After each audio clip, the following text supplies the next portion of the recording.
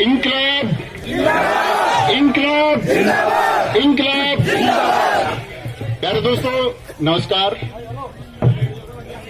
देखो भाई, जब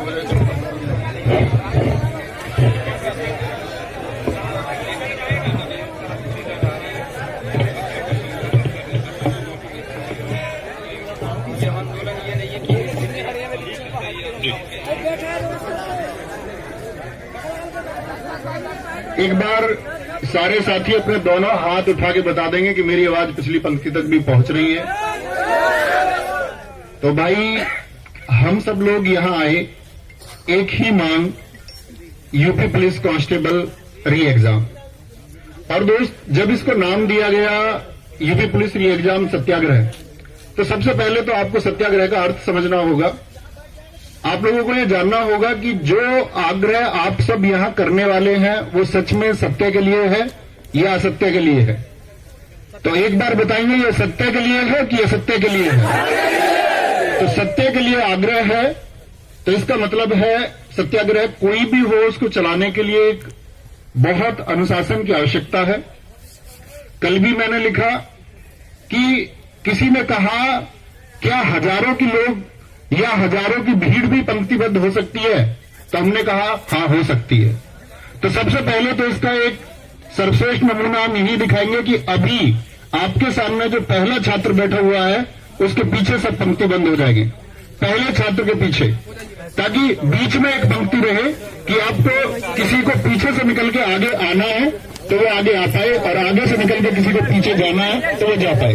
बीच वाली ये जो पंक्ति है, हमारे जितने भी साथी या जितने भी मीडिया बंधु होंगे उन सबके लिए बीच की पंक्ति आप छोड़ दीजिए। बीच में लगभग 2 से 3 फीट का एक रास्ता छोड़ दीजिए। प्यारे भाई, आप सब लोगों से हाथ जोड़ कर रिक्वेस्ट है, बीच वाली पंक्ति छोड़ देंगे और सब लोग एक दूसरे के सिर से सिर मिला के बैठेंगे। देखो भाई, ऐसा नहीं है कि आप लोगों को आज ही बैठना है, ऐसा नहीं हो सकता कि आपको आज और कल बैठना है। हो सकता है आपको 10 दिन बैठना हो, तो अनुशासन और व्यवस्था से बैठ पाएंगे तो ही ये संभव हो पाएगा। बीच वाली पंक्ति अभी भी खाली नहीं हुई है। तो जिस तरह यदि आप हमारी बात नहीं मानेंगे तो मुझे नहीं लगता कि आप किसी की बात भी मानोगे, और किसी की बात नहीं मानोगे तो कुछ होने वाला है नहीं। भाई, मैं अपनी भाषा में बोलूं, मतलब बांध के बैठा, साइड में क्यों ना हो, ये बीच वाली लाइन छोड़ दो प्लीज। ऐसा कुछ नहीं है भाई, आप आगे बैठेंगे तो आपकी कोई प्रेजेंस जाएगी, उसका कोई अर्थ नहीं है, क्योंकि सब लोगों की एक ही डिमांड है कि परीक्षा फिर से होनी चाहिए। और परीक्षा फिर से क्यों होनी चाहिए?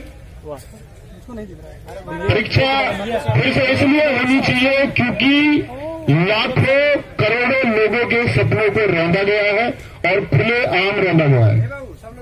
घंटे पहले परीक्षा देके, घंटे पहले प्रश्न पत्र देके उन सारे छात्रों को जिन्होंने 4 वर्षों तक निरंतर मेहनत की, ऐसे बहुत सारे छात्र उस रेस में उनसे आगे निकल गए जिनको 4 घंटे पहले पेपर मिल गया।